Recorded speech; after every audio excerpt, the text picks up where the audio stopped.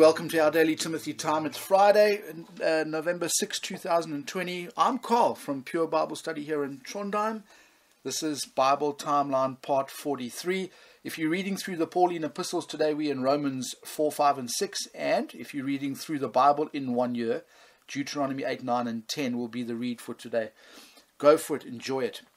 Bible Timeline number 43. Today on the Bible Timeline, we're going to stop and take a very quick look at the 12 apostles.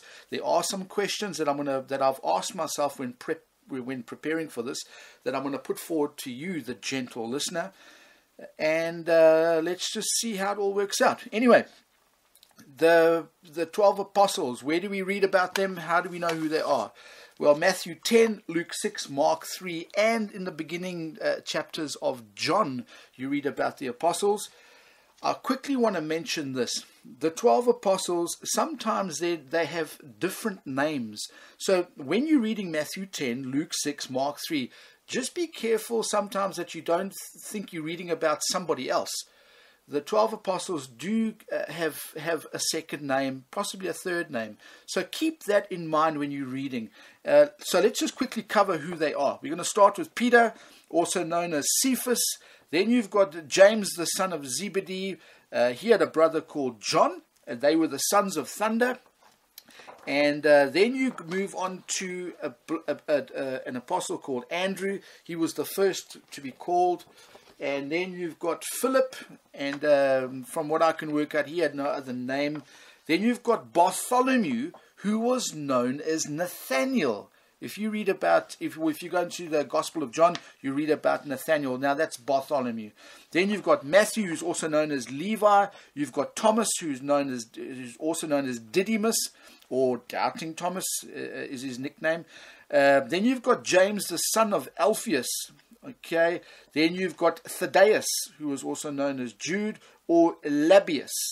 Okay, then you've got Simon the Canaanian, sometimes known as Simon the Zealot, and then you've got Judas Iscariot. We all know about Judas Iscariot and how things ended up for Judas, and etc., etc. So those are the 12 apostles. Just remember that when you're reading the gospel accounts and also into Acts, just remember which apostle you're reading about, because their names, they do have different names. Okay, so then I want to move on to why are there 12 apostles and not like 10 or say 4 or 86 or whatever. There's 12 apostles because the scripture tells us so, and it gives us an explanation why. If you go to Matthew 19, listen to this very carefully. Matthew 19 verse 28. It reads, "And Jesus said unto them, Verily I say unto you, that ye which have followed me, in the regeneration when the Son of Man shall sit in the throne of his glory, ye shall also sit upon 12 thrones, judging the 12 tribes of Israel." So each of those 12 apostles, as we've just read there, will judge over one apostle will judge over one of the tribes. So there's 12 tribes. They'll be judged by the 12 apostles.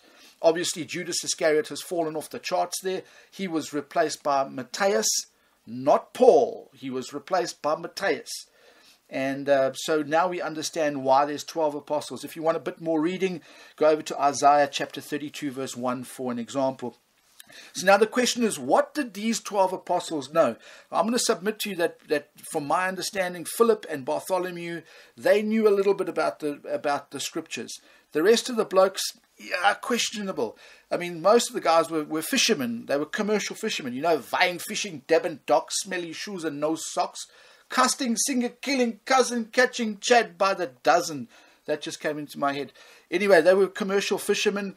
They did not know much. And also this, if you go to Matthew 16, verse 21 and 22, you read about how Peter reacted when Christ said he needed to go to Calvary's cross.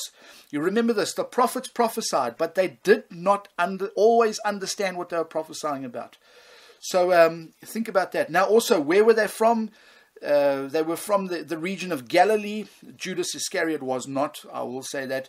And then lastly, how did they die? How did they die? Well, if you want to read Fox's Book of Martyrs, that might be a help of your joy. it might add to your thinking. Anyway, I'll leave that with you for the weekend. Been great to be with you this week, looking at the Bible timeline. Next week we will continue. Have a fantastic weekend till we meet Monday. Maranatha.